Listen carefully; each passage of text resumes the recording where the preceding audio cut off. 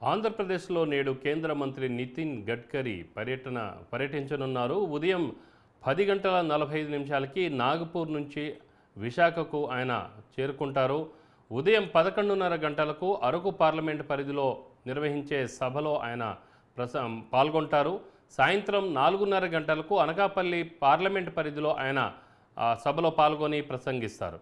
ఇక సాయంత్రం 6 గంటల 15 నిమిషాలకు ఆయన తిరిగి నాగ్పూర్కు ప్రయాణమవుతారు.